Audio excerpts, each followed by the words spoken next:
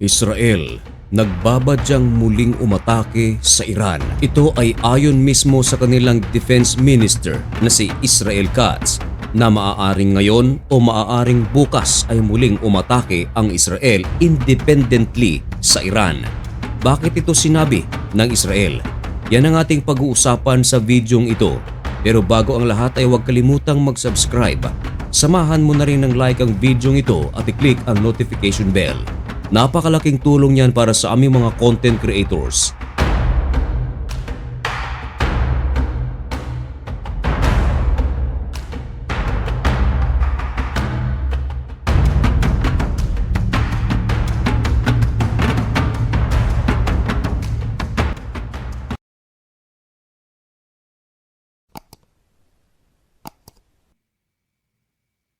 Maligayang pagbabalik mga kaibigan.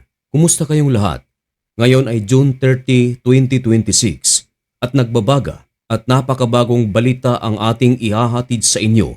Ito mga kaibigan ay tungkol sa sigalot sa pagitan ng Amerika at ng Iran. Pero sa pagkakataong ito mga kaibigan, ang Israel ay nagsagawa na rin ng isang napakatinding banta para sa Iran. Tahasang sinabi ng Defense Minister ng Israel na si Israel Katz na maaari ngayon o bukas ay muling magsagawa ng malakihang pag-atake ang puwersa ng Israel sa loob mismo ng Iran. Matatandaan na nitong nakaraang araw ay tila nagtampo ang Israel sa Amerika nang ang Amerika at Iran ay nagsagawa ng pirmahan ng kanilang kasunduan. Isa sa mga agreement ng Amerika at ng Iran ay ang tungkol sa Lebanon. Pumirma si President Donald Trump na hindi na aatakihin ng Israel ang Lebanon, pero hindi pumirma ang Israel sapagkat Iran lamang at Amerika ang nag-usap. Kumbaga mga kaibigan, parang na-bypass ng Amerika ang Israel.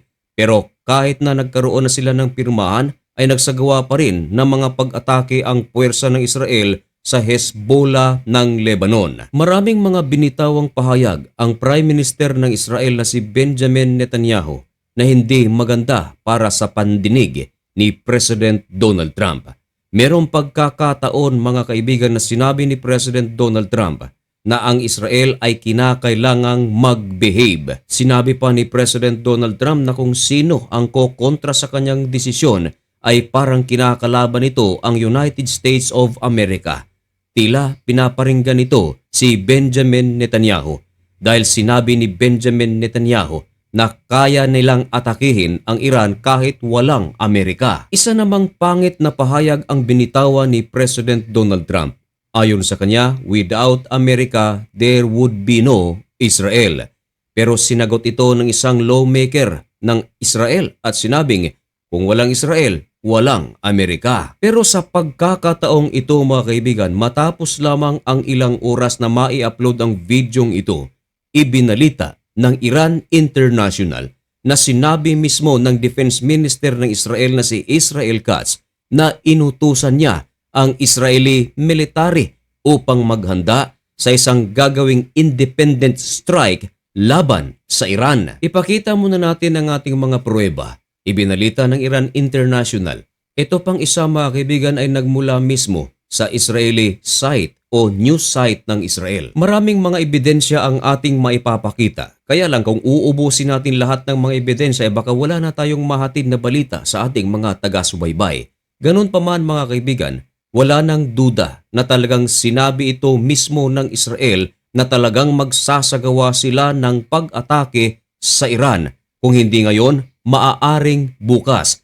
Lunes kasi sinabi yan mga kaibigan ng Defense Minister ng Israel. June 29 at 30 na tayo ngayon. Pero ang tanong, bakit ito sinabi ng Defense Minister ng Israel? Simple lang mga kaibigan. Ayon kay Israel Katz, hindi sila magdadalawang isip na atakihin ang Iran kung ang Iran ay magsasagawa naman ng pag-atake o kahit isang missile lamang ang ipalipad ng Iran papunta sa teritoryo ng Israel. At ang mga pahayag na ito mga kaibigan ay nag-viral at malamang nakarating na ito sa pandinig ni President Donald Trump. Malaking isyu kasi ito mga kaibigan, hindi isyu ang pag-atake sapagat maraming beses na nagsagawa ng pag-atake ang Israel sa loob ng Iran.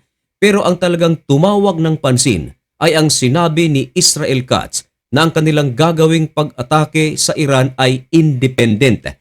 Sinasabi nito mga kaibigan, hindi kasali ang United States of America. Kumbaga, ang gyerang ito ay magiging sa pagitan lamang ng Israel at ng Iran. Pero of course, ipinaliwanag ni Israel Katz kung bakit niya sinabi ang mga katagang iyon.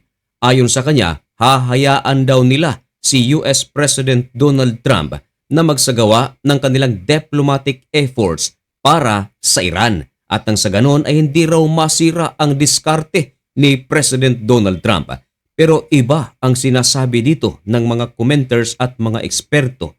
Marami ang mga nagsasabi na tila umaayaw na si President Donald Trump sa pakikipaggera sa Iran. Lalong-lalo na napaulat na maraming bahagi ng kanilang mga armas ang kumonte nang sila ay makipaggera sa Iran. Pero marami ang mga nagsasabi, imposible yan. Sapagat ang United States of America ay isa sa mga powerful na country sa buong mundo. At kapag sinabi nating powerful, hindi lang ekonomiya ang pinag-uusapan, kundi maging sa atake at depensa. Meron mang mga nagsasabi na kumonti ang bahagi ng armas ng Amerika pero hindi maikakaila na napakarami pa nitong mga stock. Meron ding mga nagsasabi na baka ang mga pinakawalang mga bomba ng Amerika ay ang mga old stocks pero marami pa itong mga bagong gawa. Pero ganun pa man mga kaibigan, maliwanag na tila hindi maganda ang ugnayan ng Israel at ng Amerika sa puntong ito. Parang ganito mga kaibigan, tila sinasabi ng Israel sa Amerika, hindi nyo kami sinali sa inyong agreement, hindi kami pumirma, hindi rin kita isasali sa digmaang ito. Pinapahiwatig kasi ng Israel mga kaibigan na ang gerang ito ay hindi lang bastang gera, kundi ang kanilang pakikipaglaban ay upang i-preserve ang lahi ng mga Hudyo. Sapagkat para sa Israel mga kaibigan, ang paghinto ng pag-atake sa Iran ay naglalagay sa peligro sa buhay ng mga Hudyo. Bakit? Sapagkat nang ihinto ng Amerika ang kanilang pag-atake sa Iran ay tila binibigyan ng Amerika ng pagkakataon ang Iran na muling magpalakas. At kung ito ay muling makapagpalakas, naninilikado ang Israel sapagkat ang target ng Iran ay ang Israel. Nais nila na tuluyan ng mawala sa mundo ang Israel.